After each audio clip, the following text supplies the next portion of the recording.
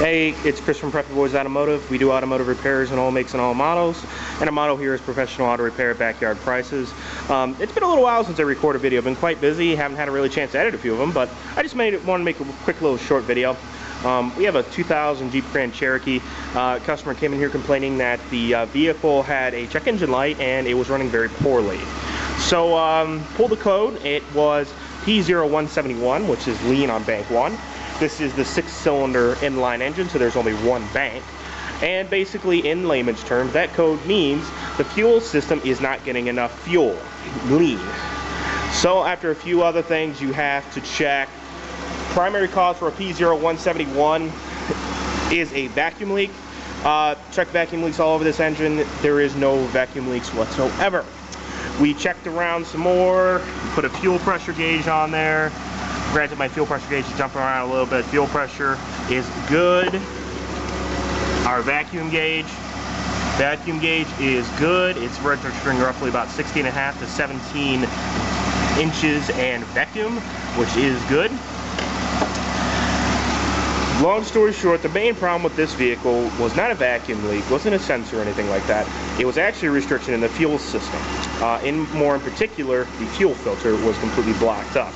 It was actually the original one, and this vehicle has a little over 200,000 miles on it.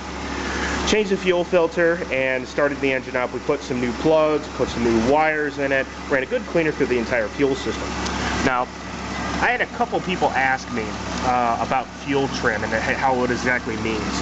I have my scan tool hooked up to this car, and it is currently reading all of the data on it. Now, I'm not sure how easy this is going to be able to see, but you'll see one that says short-term fuel trim percentage, bank 1, long-term fuel trim percentage, bank 1, okay? Now, these are the two numbers you want to look at. Ideal fuel trim is going to be at 0, absolute 0, like that one just switched to. Fuel trim will jump all over the place, okay, which is very common.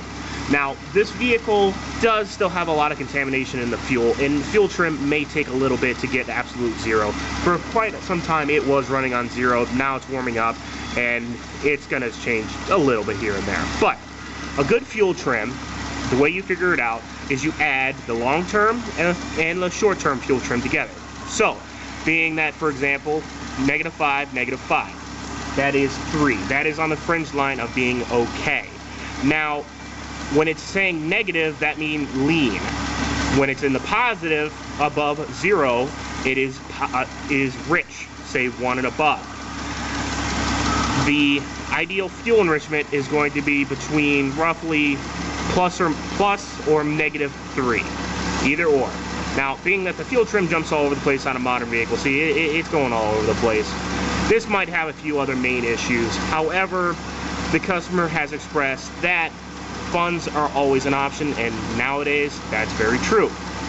So, we've got the engine, so it is running within an acceptable fuel trim, and the CEL, or the check engine light, is no longer illuminated. The vehicle is running much, much better, not putting, not shaking, nothing like that.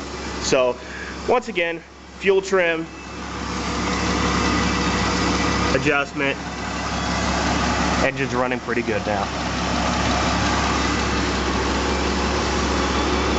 If you have any questions or concerns, or if you want to ask me a question personally, my name's Chris, I'm the owner here. Feel free to give us a call at 216-510-4583 for a quote, question, appointment, whatever you may have, or you can email us at preppyboysauto@hotmail.com. Once again, this is just fuel enrichment, rough information, and I will end it here. Thank you.